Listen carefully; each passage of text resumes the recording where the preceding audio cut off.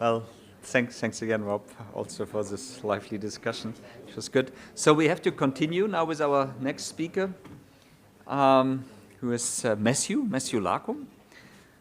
He was not traveling long distance today, as Rob from Stanford around the globe.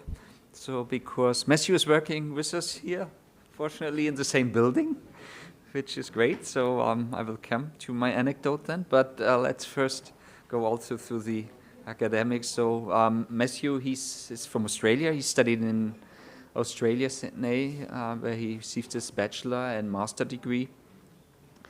He then spent some time in Switzerland, in Bern. Then he had a great time working with Bert Sackmann in Heidelberg, Max Planck Society, and he received the Nobel Prize, Bert Sackmann, at that time. And there they discovered already these, dendritic excitability, the specific properties. I'm sure he will also talk about this today.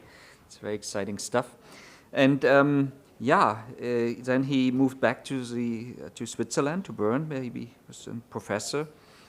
And this brings me now to my anecdote. So we were happy to receive some funding, which was a bit atypical around that time. Partip mentioned this cluster.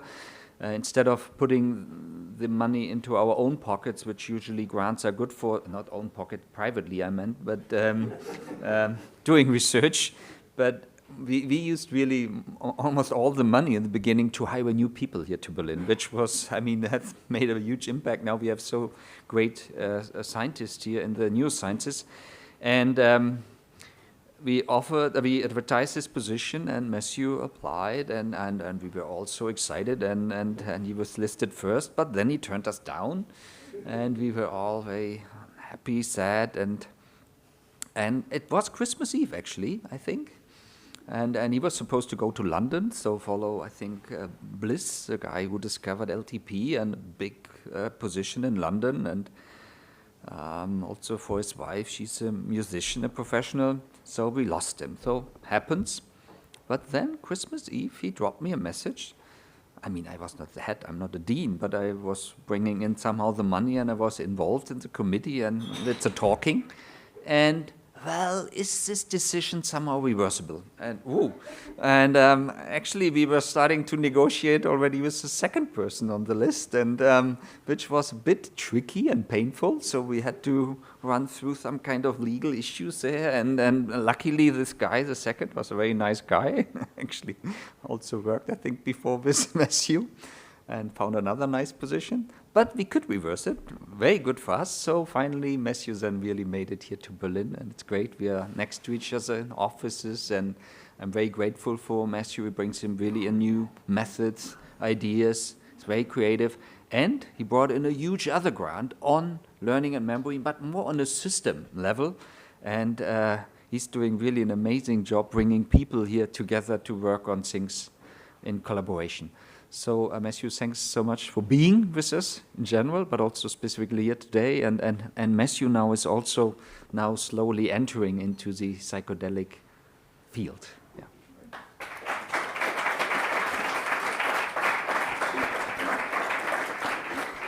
Thanks, Dietmar. That was very kind. I'm absolutely sure I've made the right decision to come to Berlin after all that, but certainly at the time, thinking back to then gives me PTSD, so perhaps this is the right conference to be at. And thank you also, Pratip, for the invitation to speak today. And, well, what a great talk to have to follow up. I'm almost feeling I have to apologize in advance for the talk. I'm also a cellular physiologist, and so this may be challenging for the same audience. I'm going to try to make it as easy on you as possible. And I'm going to talk about what I've recently started calling dendritic integration theory, which is a little bit of an overbloated term for something that I just feel I have to have a name for. It's very difficult to convey, I think, the convergent findings that we and other laboratories have been moving towards, which all relates in one way or another to the dendrites of the main neurons of the cerebral cortex. And I guess we've as a community of the people working on dendrites, I think have a inferiority complex about this, and feel like that we have to explain every time why you should even bother about dendrites and how they could possibly be relevant. So, we'll see what transpires here. The other thing that, as a way of introduction, I think is interesting. There's obviously lots and lots of different theories of how consciousness works, and what I want to do today is basically put some cellular data to understanding consciousness, and as far as I think we can at the moment. And one book I can really recommend as a way of a compass, basically, to get through this really thorny subject per se, but also the myriad of different theories that there are around on how consciousness might work, is this book that recently came out by Anil Seth. And one of the things I liked about the book was that he coins a new expression for how we can understand perception, and he makes a big deal about the fact that what we're learning in more recent time is that perception itself is anything other than a feed-forward process where you collect information from the outside world, and this goes up through some sort of hierarchy of processing, and right at the end out pops your perception of the world. But rather, it's what he likes to call a controlled hallucination, which is very much more dependent on the feedback in the system, where the idea is that you have, let's say, already preconceptions about what you're perceiving in the world, and that the information that comes to your sensory apparatus is just tickling, basically, the notions you already have, and validating, if you like, your perception of the world. And I think when we start to talk about hallucinogenics, this starts to become more and more relevant. He's positing, and I think he's on the right track, that essentially your cerebral cortex and its interaction with subcellular, subcortical regions is like a hallucination machine. You're essentially trying to predict the world that you think is out there, as opposed to just perceiving it. Well, when this comes down to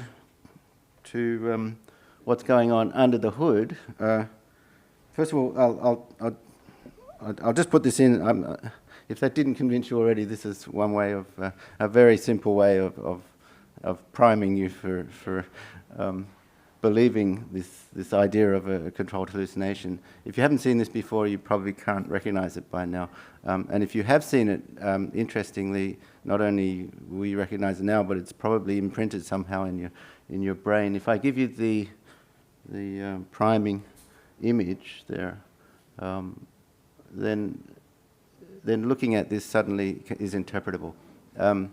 And as I was saying, that it's not just interpretable now, but I've wrecked this particular image for you for the rest of your life, basically, that you'll always be able to pick this out. So it's not just astonishing in that it shows that if you've got some idea in advance, you can suddenly decode the world very easily, but somehow this is what the cerebral cortex, we think, does best, and it's related also to in a one-shot way. You can store this forever. Now, this looks very formidable. So I'm going to propose, basically, on the basis of a set of observations that are listed here, what I loosely call a theory, but basically a set of things that I think are all amalgamating to come to as a description of why I think, and I think a lot of people now are converging on why we think the cortex is actually able to do this so robustly and so instantly. I'll go through these one at a time.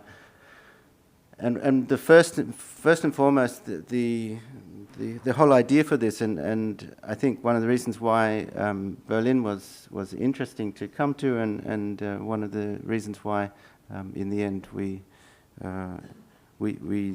were on the track for now nearly 2.5 decades, is that we started working back in Heidelberg with Bert Sackmann on the dendrites of pyramidal neurons of the cortex. And it was back in those times that we were just discovering how interesting these cells are and the dendrites. And it turns out that these dendrites have all sorts of ion channels that allow them to be excitable in themselves, and they have their own spikes, not just the one that you know and love that comes down the axon, but other kinds of activity.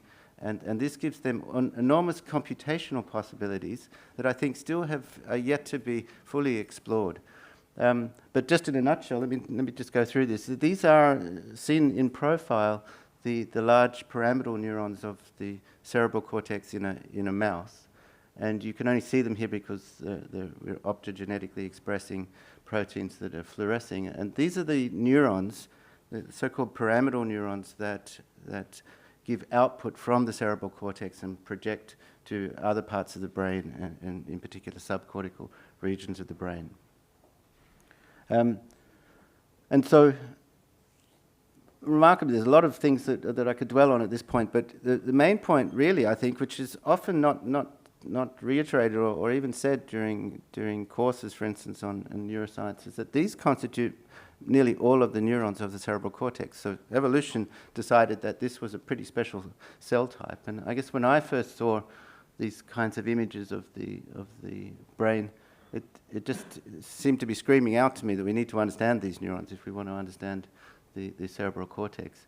The other thing, of course, that you would know is that the architecture of the cortex is very uniform around wherever you look in the cortex. So it's not just a single cell type, but a let's say a local architecture that's, let's say, the size of a couple of millimeters or so, represents the one-size-fits-all way to interpret the world, and all your emotions, to see, to hear, everything is somehow done in this very small unit of computation, and it looks just more or less identical everywhere around the brain. And one of the aspects of this that's important is the way that long-range activity inserts into the cortical column. And to a first approximation, you find that if the information is going up through the hierarchy of cortical areas, that would make it feed forward, then it tends to go to the middle layers. And if it's going back through the hierarchy, then it avoids the middle layers and goes to the outer layers. And when you put this on top of the pyramidal neurons, you suddenly see, this for me is a very aha moment, that the neurons of the cortex are built such that one part of the neuron gets predominantly feedback information, and the other part of the neuron gets predominantly feed-forward information.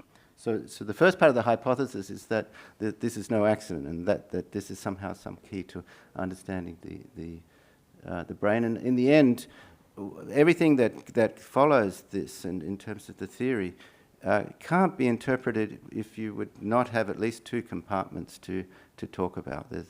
Everything that follows here requires that we talk about what's generally referred to as the apical dendritic compartment, which is this top one, and the basal dendritic compartment, the bottom one. So I'll talk about that a lot. And of course, we did a lot of early recordings from both of these compartments to try to find out what they did separately. And just very quickly, and there's a million different recordings and data points that I could show, but I think this one shows it best in a nutshell. If you inject current at the bottom compartment, the basal compartment, you can get what's generally referred to as regular spiking out of this neuron. If you reverse this and put the current into the top compartment, all hell breaks loose, and you get these plateau potentials that last for a long time. They're actually due to the same channels that you have in heart muscle, and cause the same long action potentials that you see in a muscle, and they cause the output of the neuron to change completely. So obviously, once you've seen that, then I hope you become a true believer that it matters where the input comes to this neuron. It's not just counting up synaptic inputs per se, but it's caring what kind of synaptic input, at least to this degree, whether it comes to the top or the bottom of the neuron, which in principle could mean it cares whether it's feedback or feed forward in terms of how it responds. This is generally referred to as a calcium spike these days, but some people call this a plateau potential, and there are also it hasn't yet settled, I think, on a term that everybody agrees on. Now, it goes further than this, and I hope I'm not hitting you with too much electrophysiology here, but if you now start playing around, I was talking about the computational properties of the neuron. If you now play around with the timing of the inputs to the top and the bottom of the neuron, and here, this is a simple experiment where you fake an EPSP by injecting EPSP-like current into the top of the neuron, at the same time that you cause an action potential in the cell body. All you do is change the timing of this such that the EPSP is slightly differently timed relative to the, relatively different to the action potential. Then you can see an amazing phenomenon occurs as a kind of coincidence detection mechanism is instantiated, which occurs at a really specific time. I don't know if I can stop it at the right time. I couldn't. Well, I'll try one more time, and if it doesn't work, I'll give up. Got it. So you can see at that particular time, you've got it's very, very sensitive, obviously, to both events happening. And what's really happening is that the action potential of the cell body sends a signal to the top compartment, and that primes the top compartment to be more likely to cross threshold. And that means that very small inputs that normally had no effect on the neuron at all are now causing more burst firing in the neuron than the original input to the cell body.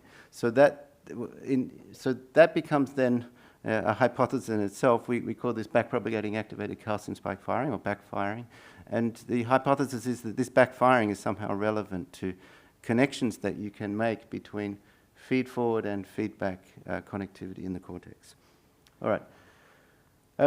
So how do you test this? That's basically the reason I came to Berlin, was to try to test this in some sort of some relevant behavior.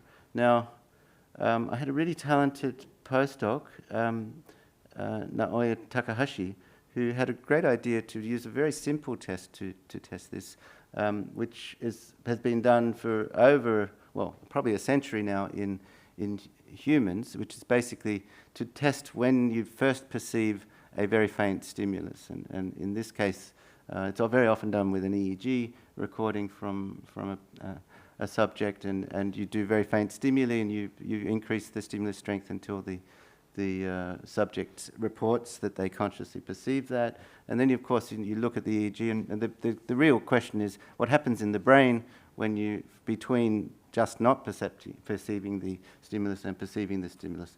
And one of the interesting things about this is that it's not the case that nothing gets to the brain when you don't perceive it. So there is a response that you can detect in the EEG recording, even when it's not consciously perceptible. But what makes it consciously perceptible is something that goes on as a kind of rebound effect. Whoops, I think I hit something I shouldn't have.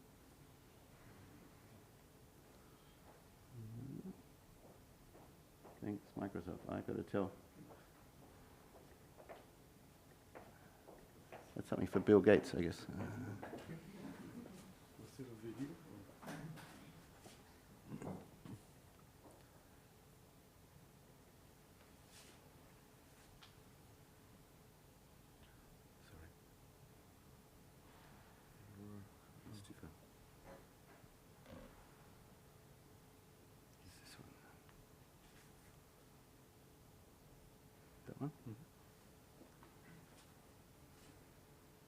That didn't kill the zoom.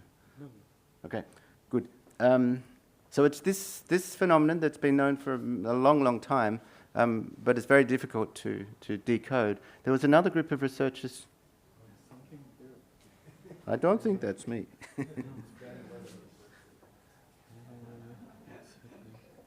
Maybe I won't touch this one. Maybe just skip the animation on that slide. Yeah. There's something here with this animation, which is...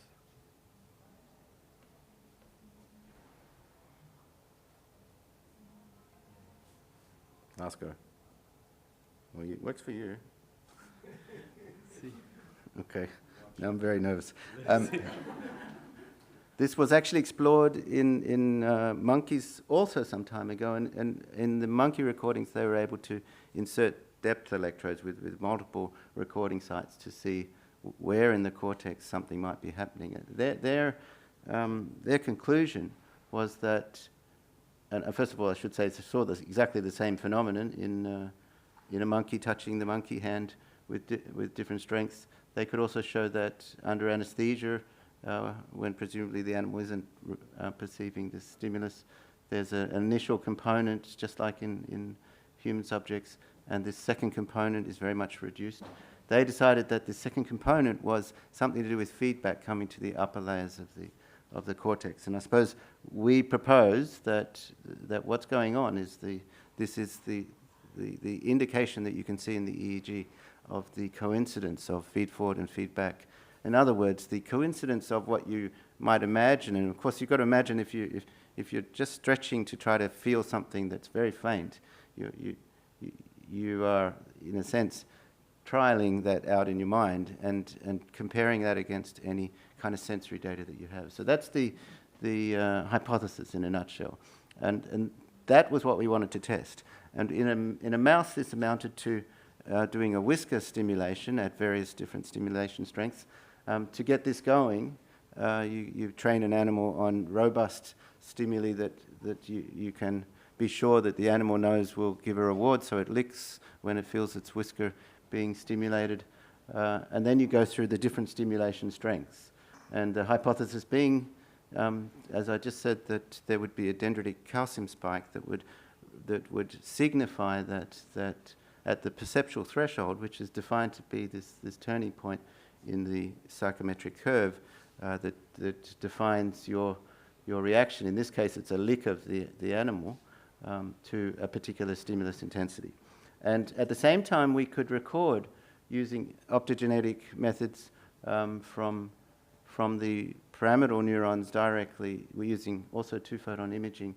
And what you're seeing here is an image of the dendrites coming through the plane of imaging as we're peering through a window that we've made in the skull of the mouse. And so each of these dots is a dendrite. And so we get quite a lot of data in any given recording. And we're asking basically, does this dot glow when we get to the perceptual threshold, when the animal licks for the first time? Just like Rob, I wouldn't be showing this if it wasn't true. This is a summary of what happens at the perceptual threshold. Just to decode this, miss means the animal didn't lick. And you should expect at the perceptual threshold that half of the time, approximately, it'll fail to lick, and the other half of the time it'll hit, which is basically a lick in this case, and then we can look at the dendrites, and sure enough, there's a subpopulation, about 20% of these neurons, that show a huge correlation between the calcium in the dendrites and the fact that it's licking at that point. But further than that, so that's just a correlation. We went to a lot of trouble to try to work out whether this was just a side effect or whether it actually pertained to the ability of the animal to do this. And we could do this either by inactivating the dendrites or activating the dendrites. I won't go into the methodology in great detail, but basically inactivating dendrites shifts the perceptual detection curve to the right, this psychometric curve, meaning that it's harder for the animal to detect stimuli. And then astonishingly, I think more interestingly now for a conference on psychedelics, this pushes if you stimulate the dendrites, it pushes the psychometric curve in the other direction. And not only that, but for stimuli of zero strength, so no stimuli at all, you actually still get some responses from these neurons. And it's where you could imagine that the animal's actually hallucinating this whisker stimulus at this point. And I think that's getting now back to closing the loop, if you like, on what might be going on in terms of perception. All right, but the story goes on. We also wanted to know which of these neurons it was, and it turns out that not all pyramidal neurons send a message out of the cortex to other areas. Some just communicate within the cortex, and a small but important class of neurons that are in layer 5 of the cortex also project their axon to subcortical regions.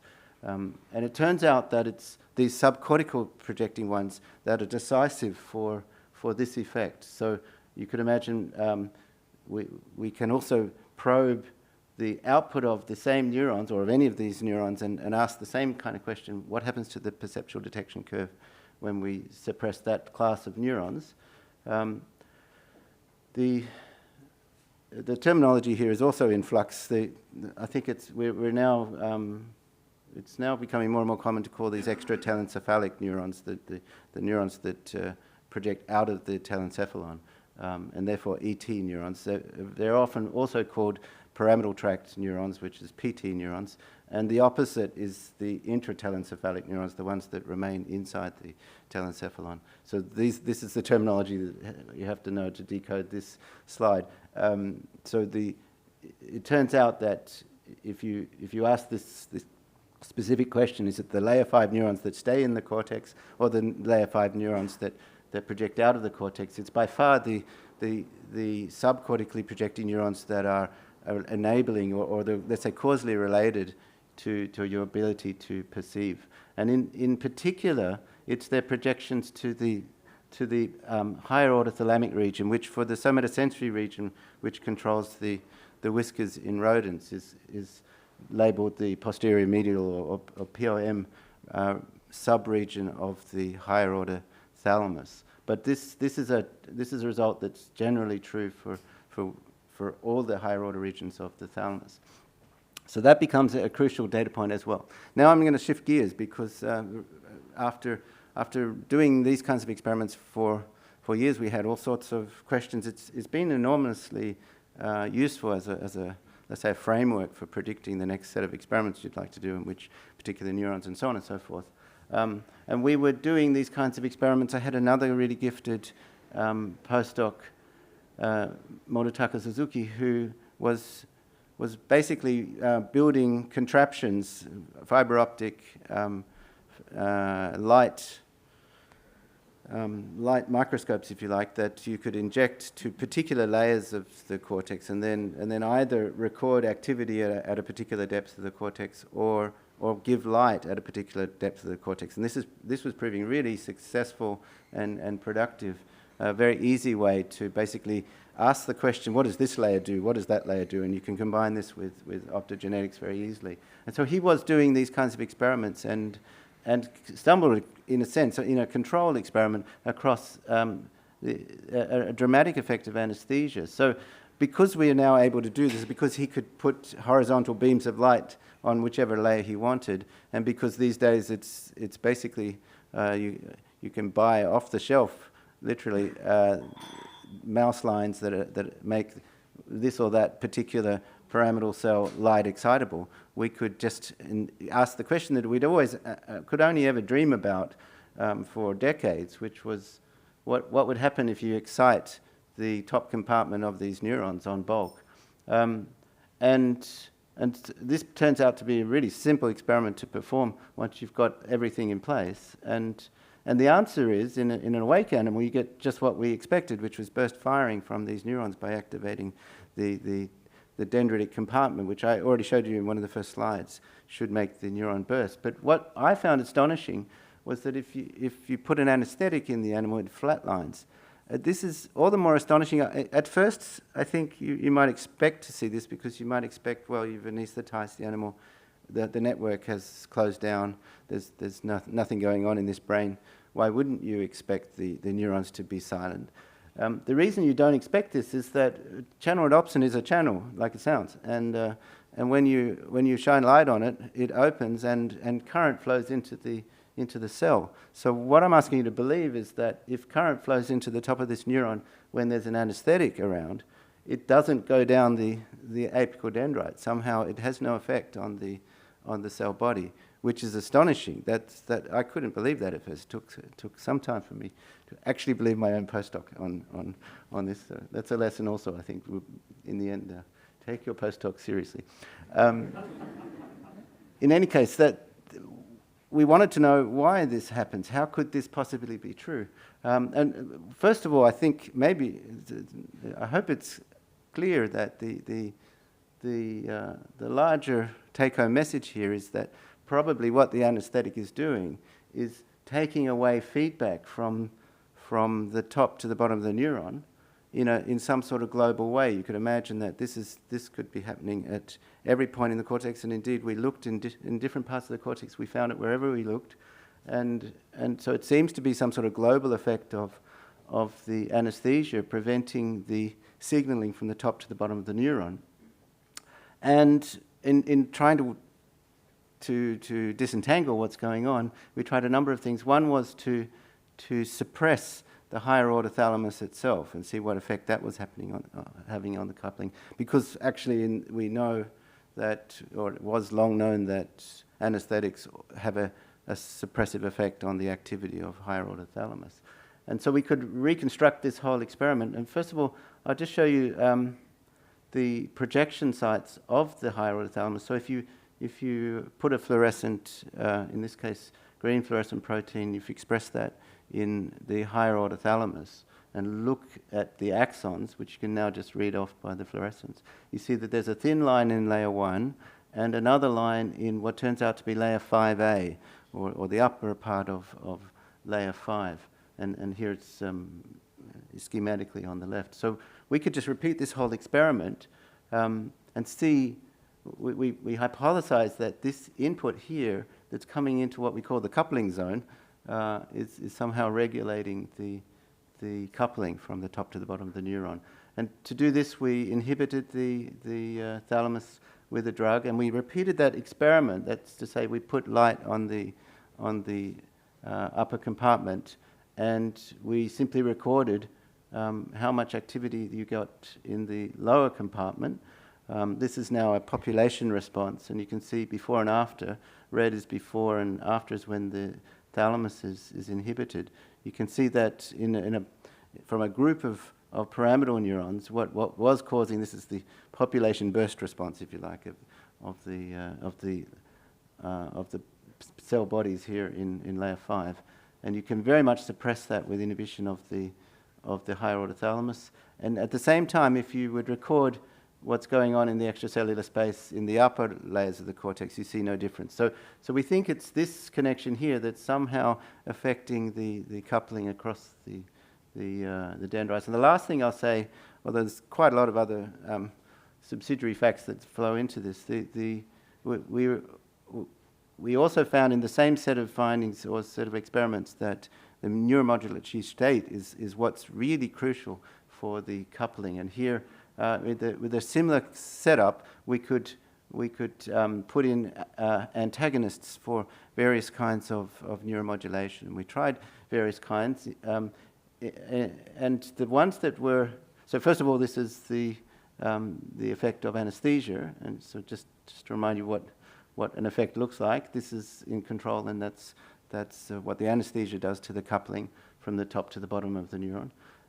And these are two different neuromodulators that really had an effect. I'm calling here glutamate neuromodulatory because it turns out that it's going through, it has a huge effect when you suppress the metabotropic glutamate receptors, which are probably being activated by higher order thalamic input, or at least I should say, are well known to be activated by higher order thalamic input. But also cholinergic receptors were very much effective here, and presumably that's not such a direct effect from higher order thalamus, but from other regions. We tried other kinds of neuromodulators, and these were by far these had the strongest effects on the coupling state. So where does that put us? That essentially we are hypothesizing that the reason why anesthetics take away consciousness is because there's a nexus point, if you like, in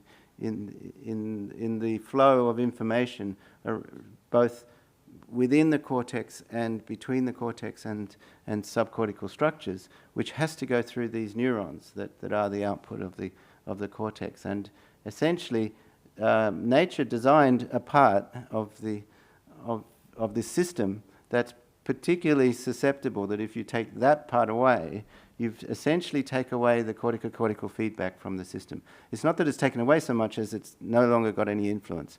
If ever you would influence or excite the top of these neurons, it would have no effect anymore. And that would, in one fell swoop, take away the feedback from the system. And the reason why I think that's, well, one of the reasons why I think that's an attractive hypothesis for explaining the effect of anesthesia is that one of the mysteries of anesthesia is that it only takes away your conscious perception and doesn't kill you. And you can still record from the brain and do normal things with neurons, and they don't really change their properties very much, which would all be very consistent with the fact that most people are recording from the cell bodies of these neurons and seeing that there's no difference in the firing. And it would only be if you would check the coupling from the top to the bottom that you would ever perceive where the specific effect of these anesthetics are occurring. We tried 3 different anesthetics and they all had the same effect on this: ketamine, isoflurane, and urethane. And all of these effects were the same across all the different areas of the cortex as well. So it seems, at least so far, as far as we've searched, this is a generalizable result for anesthesia. And I think what it does is it also somehow reconciles the competing views that there are around for how anesthesia works, namely whether it should be a thalamocortical phenomenon or a corticocortical phenomenon. We would argue that it's both, and that it's both because of the crucial role that these pyramidal neurons play in the system. So that's essentially the 6 facts that I've just gone through that go into. These are the observations that we're trying to reconcile. And as I say, it's becoming really useful as a tool for going forwards. How much more time do I have? A lot. Okay, oh, great. That's nice to hear. Okay, so I'll dwell a little bit on this sort of cartoon version of what we think, how this ramps up, if you like, to high-level cognitive processes. In this cartoon, we're imagining that you're looking at a tiger, and the first thing that needs to be said, which is another deep mystery of cortex, is that in order to perceive anything, we know that the features of what you look at are actually very distributed in different regions of the brain. And so, to a first approximation, that looks like something like this. If you're trying to decode a tiger, there would be activity in all of these different regions of your cortex. And somehow you see a tiger and not this fragmented activity that's clearly the solution in some sense to how you see it. And this is nothing other than the binding problem. How do you actually bring all this back together? And I think when you now look at it like this, it doesn't seem such an intractable problem. If you imagine now these features are distributed in these different areas, but they all have the same architecture, including these big pyramidal neurons. And you can imagine that the sensory data goes through the system, which does have a hierarchy, which I've tried to sort of realize in the vertical here. And the blue lines are basically the information coming from the outside world. But you can now, I think, superimpose on this the feedback in the system, which is coming from all the different areas, including subcortical areas, and they are projecting predominantly to layer 1 of the cortex. And so now what you should expect is that there's an ensemble of neurons where some neurons get both, if you like, a feedback prediction of what you should be seeing and a feed-forward evidence, if you like, of what's coming through your sensory apparatus. And these neurons are going to fire like crazy. And so in some sense, what you could describe is that these are the tigerness is pervading this system, and the neurons that are built to expect tigers and the features of tigers are now firing like crazy, and so there's no little guy or woman in your brain that has to decode this. This is or no homunculus, so to speak, but basically your brain is just overtaken with tigerness, anything that associates to tigerness, and you can imagine this starts to reverberate. You get more feed forward and feedback, and basically you're for some moment in dominated by anything that associates to tigers. And I think what the more recent data, I'll nevertheless go through this very quickly because I want to give time for questions. So the most recent data, I think, says that it's not just the information that goes to the top of the cortex that's important here, but there's some important message also going to the middle of the cortex, which is selectively deciding whether or not the information that is associated, if you like, to any given feature should be included. In other words, some sort of attention mechanism that is able to decide which parts of the cortex should care about their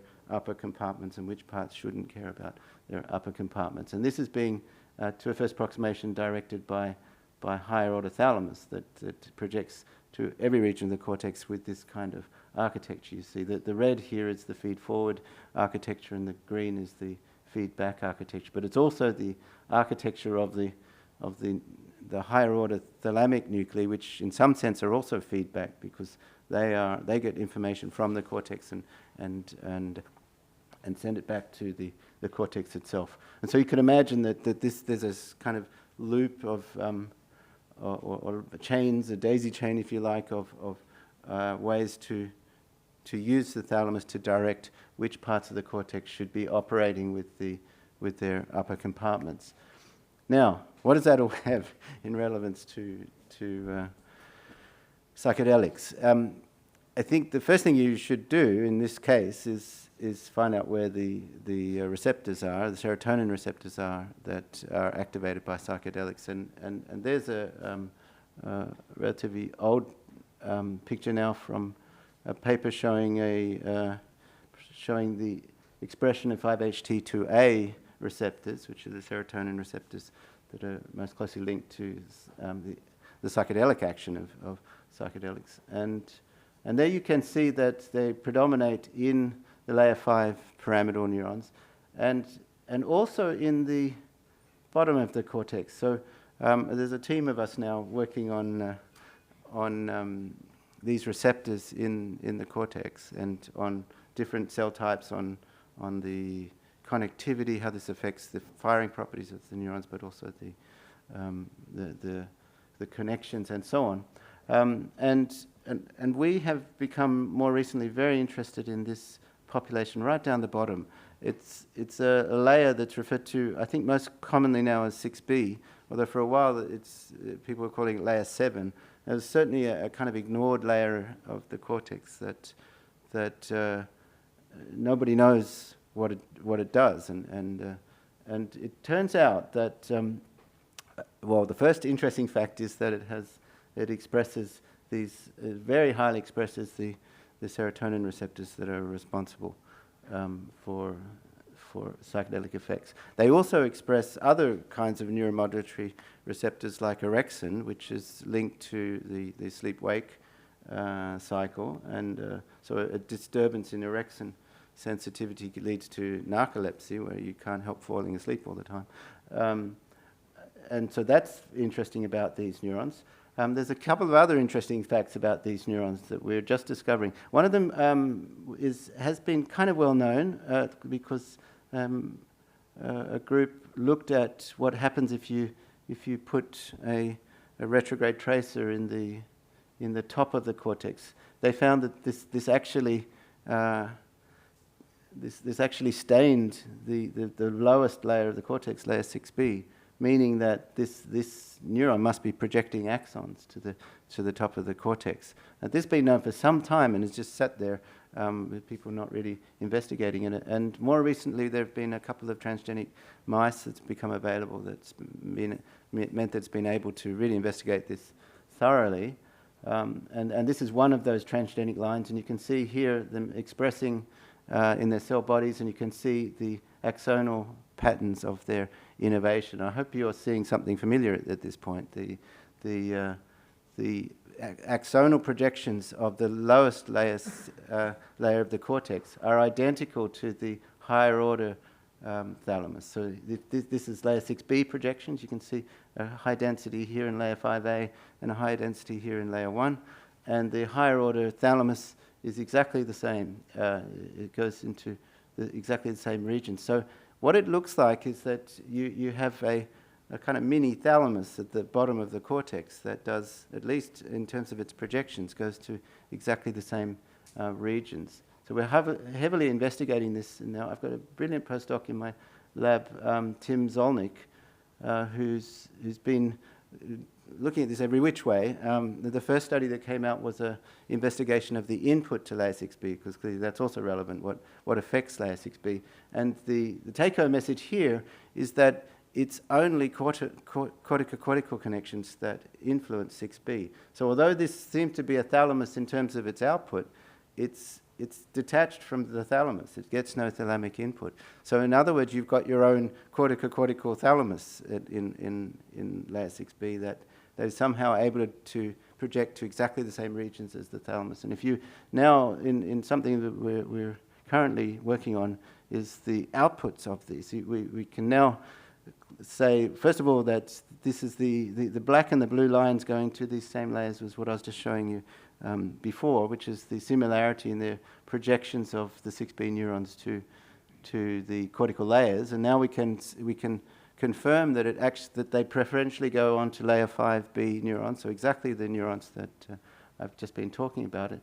And they have even stronger effects on both of these regions than the thalamic inputs have. And it's due to subpopulations of layer 6B neurons, some of which do this kind of connectivity, other of which go to the higher order thalamus, and some of which go to other subcortical regions like the superior colliculus and so on. So it's quite complex. But the upshot of all of this, I think, is that there's another layer of the cortex that's absolutely stocked with serotonin receptors that behaves like another thalamus. And if we just step back now from the whole talk, if you like, the whole edifice of what I'm calling dendritic integration theory, the claim is that you don't become consciously aware of something until the right things happen in the layer 5 pyramidal neurons that project to subcortical regions. And so although a lot of things might happen in your cortex, saying, yes, I am experiencing this requires engaging at least the thalamocortical loop. So there's something special. This is not telling you why, unfortunately, that's so important, but it is telling you that it is really important. And now on top of this, you have a system in the cortex stocked with serotonin receptors that jumps on top of this system that says this is real. And this system projects to all the major nodes of the thalamocortical loop. And when I say that, it's not just that it goes to layer 5 neurons, it goes to the exact parts of the layer 5 neurons that the thalamocortical loop projects to, and has such an important effect on you being able to, let's say, control your hallucinations. So you could imagine that, although we don't know yet, so I still can't give you the pithy answer as to what a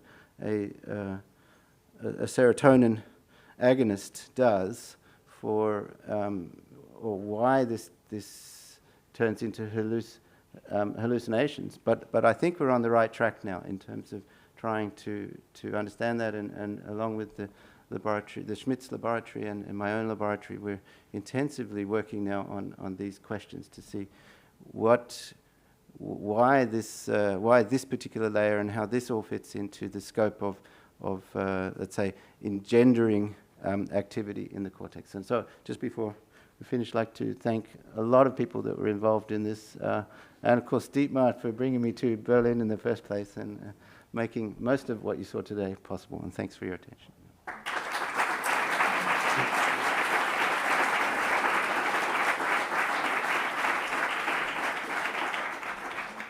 Great, thanks so much, Matthew, for this very exciting talk. So we should have some time for questions. So please go ahead.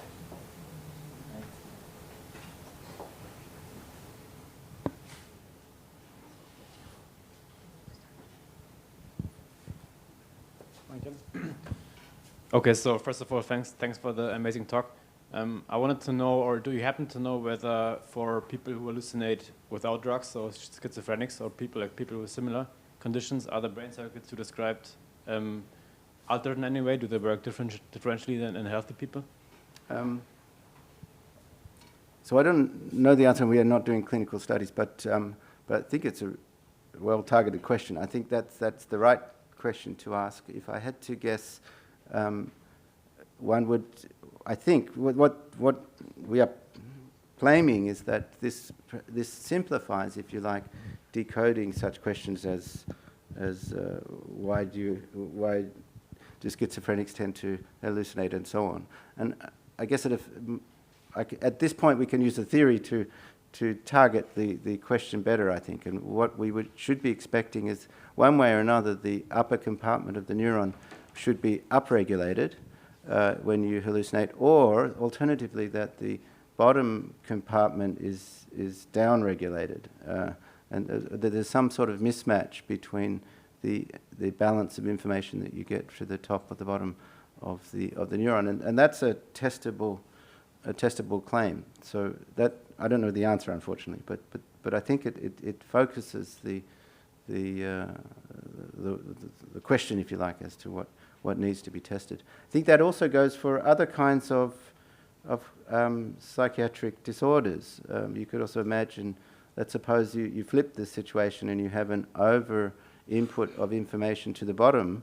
You'd now be less context sensitive if context is what's coming to the top of the neuron, and you'd be more data driven, which sounds, you might be overdriven by data and underdriven by the associations that you can make with that.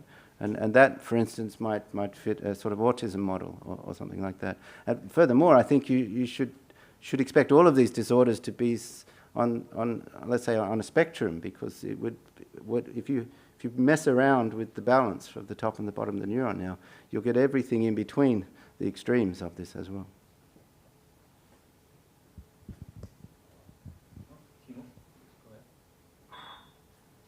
Thanks. Then we save a bit of time. I think it's not so big. I think it's okay. Thank you for the great talk. I was wondering, with regards to the higher order thalamic nuclei, if you think that the data is good enough in the meantime to be more specific, which it is, and in how far this is also generalizing from the mice or from the rodents to humans, because there's quite some higher order thalamic nuclei, and I never saw it specified which one would do this role. Well, I mean, so to a first approximation, they have the same cortical projections, although some of them prefer layer 1 and some of them prefer the middle layers. So there will be some variation like that. But to a first approximation, I would expect all the different higher order thalamic nuclei to be having specific effects. But now the next part of that question is, which part of the cortex do they project to? And of course there is a hierarchy in the cortex, and one of the interesting issues that we still haven't resolved at this point is that in a hierarchical system, the definition or the influence of feedback and feed forward is different. So right in the primary sensory region, feed forward is if you like pumping in almost directly from the sensory organs, and the opposite is true in the prefrontal or frontal regions, and that flips if you're talking about feedback, and it's not exactly clear what feedback would be to frontal regions of the cortex, and of course that then, because all areas receive a thalamic projection of one sort or another from different higher order thalamic nuclei, it's going to have some complexity, the answer to that question. But to a first approximation, I would predict at this point that the same general principle can be applied no matter what. Perhaps I can have also a discussion. So I think it's very exciting about the distribution of the 5-HT2A receptors. And I have to say, when I started working on serotonin, it made me a bit nervous, all these different receptors. And still, after all the cloning of the receptors, it's not that clear where all these receptors are located.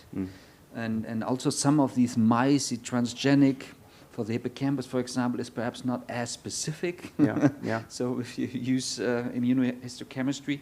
So I wonder, I mean, it looks really nice for the 6B, and I think it's real.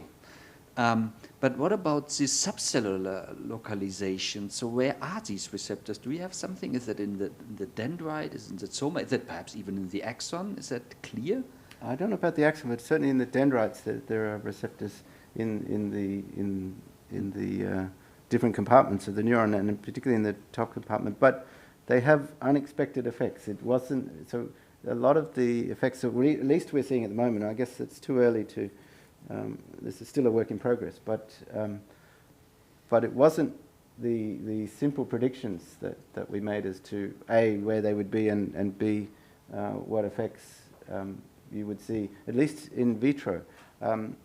I think now that we're including this, we started these without reference to the layer 6B connectivity, and now that we put layer 6B into the picture, I think things start to become more clear. But as I say, it's a work in progress at the moment, and there's been some counterintuitive results so far, and which is only to say I think the answer is going to be even more interesting than let's say the naive cartoon that I've shown here. That's perhaps a brief comment. So for us, it's also often that with MDMA we have these very striking, strong effects, and so far with LSD and so on, in vitro, we have issues. We don't see this so clearly, I have to say. Subtle things perhaps there and there, but it's not so easy to trust this. I agree, and I think the devil will be in the details here, and you're going to have to really know what connects to what and where the different receptors are. Thanks. A question about the perceptual threshold experiments that you showed with you showed the EEG traces for below perceptual threshold and then above, and that was for sort of tactile sensation. Does the same ideas transfer over to visual perception? Yes. And also the coupling between different senses, sort of the synchronization of different senses? Yes, and also auditory responses. So I think it's just generally true that the later components of the EEG or somatosensory evoked or evoked potentials in general, the later components are the ones that relate to higher cognitive function and, in the end, conscious perception. Exactly which component is doing what is much debated and much researched as well. And also it may be too strong a claim to say every time you see a late wave in the EEG waveform that it's due to dendritic calcium spikes. Although what we have been able to do up to this point is show that this first initial one that I was focusing on is equivalent to a dendritic calcium spike. This we were able to do in rodents and show the let's say the correlation between getting a bunch of pyramidal neurons to have a dendritic calcium spike and the appearance in the EEG of this second component. And I guess this is obviously work you can only do in rodents, and so some of these higher components are going to be hard to tease out. But yeah, I think it's fair to say that these higher components are all associated with higher cognitive functions. And now one of the complications in trying to disentangle what's going on is that even in the case that if you do get a dendritic calcium spike, we would assume that this is due to synaptic inputs coming to the top compartment in the first place, and the synaptic inputs themselves cause a dipole across the pyramidal neuron that shows up in the EEG as this deviation, as a sink essentially in the upper layers, and so a sink due to the current is quite similar to a sink due to the potential the regenerative potential or the spike that it causes in the dendrite. So in the end, it's a little bit more tricky to say whenever you see a bump in the EEG that must be a dendritic calcium spike, unfortunately. Although we can do the reverse in a mouse and say, yes, there's a dendritic calcium spike and you can see it in the EEG. It does make you wonder when you go back to the EEGs what fraction of the signal that you're recording is in fact due to, let's say, postsynaptic regenerative effects going on that are not just a signal of the synaptic inputs. But getting closer to the answer to that will take some time, particularly since most of this we can't do in humans, so we have to infer. And just quickly, follow-up. Is the perceptual threshold, if you quantify that, is that relatively stable across different individuals, or does it vary pretty significantly? Well, it's stable in an individual at a particular value, yeah, and remarkably so, actually. Although, obviously, you can influence it, so that there, and so one presumes, in fact, that that's part of what it means to recognize something in the first instance, is to shift your perceptual threshold in all of the degrees of freedom, meaning the features of that object that you can bind together and predict at the same time.